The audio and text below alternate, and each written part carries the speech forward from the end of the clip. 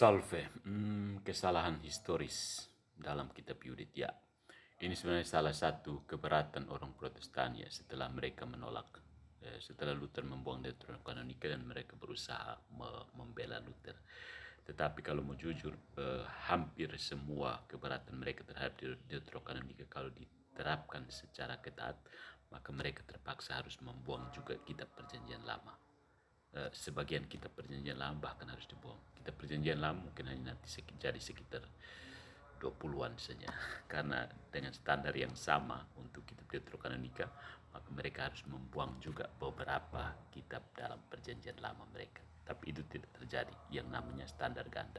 Oke, mari kita fokus kepada Yudit yang selalu dituduh sebagai merupakan sebuah kesalahan historis. Karena kesalahan historis maka tidak bisa menjadi kitab yang disandingkan sebagai terilhami oleh Tuhan. Oke. Beberapa ahli sebenarnya berpendapat bahwa Yudit adalah kisah yang diberi gaya stylized account tentang peristiwa nyata, dan ini menjelaskan dugaan tentang ketidakakuratan sejarah dalam buku tersebut.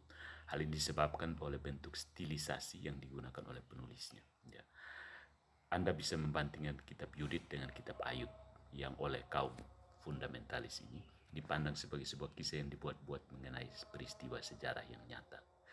Mereka percaya bahwa cerita dasar dalam kitab Ayub adalah nyata karena Ayub disebutkan di tempat lain dalam Alkitab, misalnya dalam Esdra bab 14 ayat 14 dan ayat 20.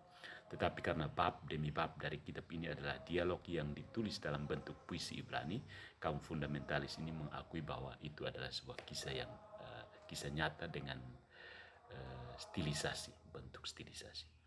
Ada sarjana lain yang berpendapat bahwa Yudit bukanlah sebuah buku sejarah, melainkan sebuah novel teologis, ya, yang pada dasarnya merupakan sebuah perumpamaan yang diperluas.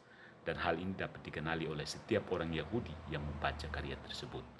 Dalam pandangan ini, fakta bahwa Nebukadnezar dinyatakan sebagai Raja Asyur di ayat pertama kitab ini dianggap sebagai salah satu isyarat yang akan memberitahu pembaca bahwa dia sedang membaca sebuah alegori, bukan catatan sejarah.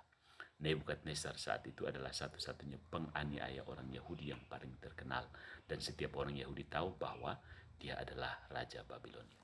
Orang-orang Yahudi tidak bodoh sejarah ya. Para ahli yang menganut pandangan ini menyatakan bahwa nama Yudit berarti Lady of Jews, Nyonya Yahudi, dan bahwa dia ditempatkan melawan dua musuh terbesar bangsa Ibrani, yaitu Nebukadnezar, raja yang paling terkenal karena memerangi mereka, dan Asyur atau Assyria, musuh kedua yang paling terkenal dari bangsa Yahudi. Sebagai gambaran modern tentang hal ini, misalkan saja Anda mengambil sebuah buku yang mempertemukan Miss Amerika melawan Adolf Hitler, Raja Rusia. Apakah Anda akan mengidentifikasi karya tersebut sebagai bagian dari sejarah literal atau sebagai alegori yang dimaksudkan untuk mengajarkan suatu hal? Ya. Gagasan bahwa kitab suci berisi perumpamaan, alegori, dan bahasa kiasan adalah sesuatu yang bahkan diakui oleh para kaum fundamentalis ini. Selama pembaca asli mengetahui apa yang dibacanya adalah sebuah perangkat sastra, tidak ada keberatan untuk memasukkan karya tersebut ke dalam kitab suci. Hal ini tidak akan menipu pembaca yang dituju dengan berpikir bahwa karya tersebut membuat klaim faktual, padahal sebenarnya tidak. Perumpamaan Yesus adalah contoh sempurna mengenai hal ini. Ya. Status kitab Yudit ini mirip dengan Kidung Agung ya. Kita tidak yakin apakah Kidung Agung ini merupakan kisah yang distilisasi tentang peristiwa nyata, apakah istri Sulaiman, istri Salomo yang disebutkan dalam buku ini adalah orang sungguhan, atau apakah ini merupakan perumpamaan langsung tentang cinta yang ideal. Jika Kidung Agung bisa masuk ke dalam Alkitab, maka Yudit